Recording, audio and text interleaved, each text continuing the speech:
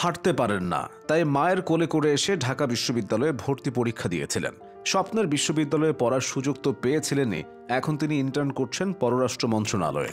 সকল প্রতিবন্ধকতাকে জয় করা নেত্রকোনার হৃদয় সরকার এখন সবার অনুপ্রেরণা। হৃদয় সরকার সেরিব্রাল পালসি নামের মস্তিষ্কের এক বিরল রোগে আক্রান্ত। ছোটবেলা থেকে তিনি একা হাঁটতে বা চলাফেরা করতে পারেন না। তার একটি ইলেকট্রিক আর একটি ম্যানুয়াল হুইল চেয়ার আছে, সেগুলো ব্যবহার করেই চলাফেরা করেন। হুইল চেয়ারে করে ঢাকা বিশ্ববিদ্যালয়ের টিএসসির কাছে মেট্রো স্টেশন থেকে মেট্রোতে চড়েন, এরপর সচিবালয় স্টেশনে নামেন, তারপর আবার হুইল চেয়ারে মন্ত্রণালয়ে যান। সঙ্গে থাকে শান্ত নামের এক সহায়তাকারী, সে মন্ত্রণালয়ের গেট পর্যন্ত পৌঁছে দেয় হৃদয়কে। এভাবেই পররাষ্ট্র মন্ত্রণালয়ে হৃদয়ের ইন্টার্নশিপ চলছে। বিশ্ববিদ্যালয়ে ভর্তির পর থেকেই হৃদয়ের ইচ্ছা ছিল পররাষ্ট্র মন্ত্রণালয়ে কাজ করবেন। এখন ইন্টার্ন করলেও তার আশা এই মন্ত্রণালয়ে নিজের যোগ্যতায় একদিন পূর্ণকালীন চাকরি পাবেন। হৃদয়ের এতদূর আসার ক্ষেত্রে সবচেয়ে বেশি অবদান রেখেছে তার মা সীমারানী সরকার। কলেজে থাকতে প্রতিদিন তিনি হৃদয়কে চতুর্থ তলার উপরে উঠাতেন আর নামাতেন। ছেলেকে কোলে চড়িয়ে ঢাকা বিশ্ববিদ্যালয়ে ভর্তি পরীক্ষায় অংশ নিতে আসার ছবিটি ভাইরাল হওয়ার পর বিবিসি প্রকাশিত বিশ্বের 100 জন অনুপ্রেরণাদায়ী নারীর তালিকায় 81তম হয়েছিলেন সীমা সরকার। পরবর্তীতে ঢাকা বিশ্ববিদ্যালয়ের ভর্তি পরীক্ষায় হৃদয় 120.96 নম্বর পেয়ে 3740তম হন। তিনি ফিজিক্যালি চ্যালেঞ্জড কোটায় ঢাবিতে ভর্তির সুযোগ পেয়েছিলেন। নর্থ সাউথ ইউনিভার্সিটির শিক্ষার্থী আনিলার গল্পটাও হৃদয়ের মতোই। হুইল চেয়ারে বসেই জীবন পার করছেন, তবে থেমে যাননি। নিজের পাশাপাশি সকল ফিজিক্যালি চ্যালেঞ্জ মানুষদের অধিকার নিয়ে সরব হয়েছেন আনিলা। আনিলার বয়স 23।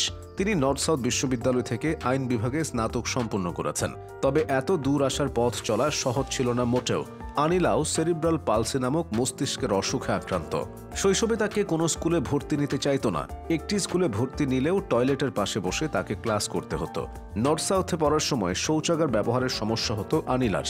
তার আবেদনে কর্তৃপক্ষ শৌচাগার ও হুইল চেয়ার চলাচলের জন্য ঢালু সিঁড়ি নির্মাণ করে দেয়। দৃষ্টিশক্তি কম থাকায় শ্রুতি লেখকের সাহায্যে পরীক্ষা দিত আনিলা। স্নাতকে তার সিজিপিএ 3.44।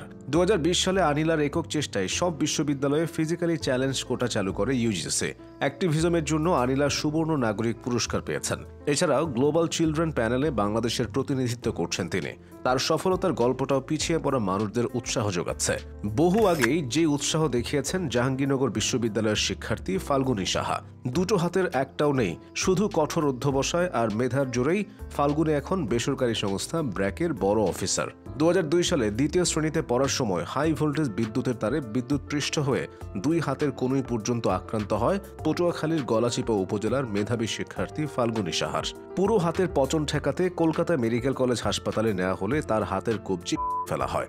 এত বড় ধাক্কাও দমাতে পারেনি ফাল্গুনীকে।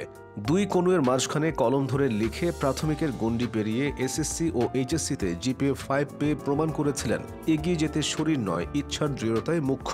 এখানেই শেষ নয়, ভর্তি পরীক্ষায় উত্তীর্ণ হয়ে ফাল্গুনী সাহা ভর্তি হয়েছিলেন জাহাঙ্গীরনগর বিশ্ববিদ্যালয়ের ভূগোল ও পরিবেশ বিভাগে। সেই সঙ্গে ব্র্যাক ব্যাংক, প্রথম আলো ট্রাস্ট অদম্য মেধাবী শিক্ষাবৃত্তির জন্য নির্বাচিত হয়েছিলেন। জাহাঙ্গীরনগর বিশ্ববিদ্যালয়ে স্নাতকোত্তর শেষ করে চাকরি নিয়েছিলেন বেসরকারি সংস্থা ব্র্যাকে। এরপর বিয়ে করে সংসার জীবনও শুরু করেছিলেন। ফাল্গুনীর স্বামী সুব্রত মিত্রের বাড়িও একই এলাকায়। তিনি বেসরকারি সংস্থা কোডেকের মাঝ কর্মকর্তা।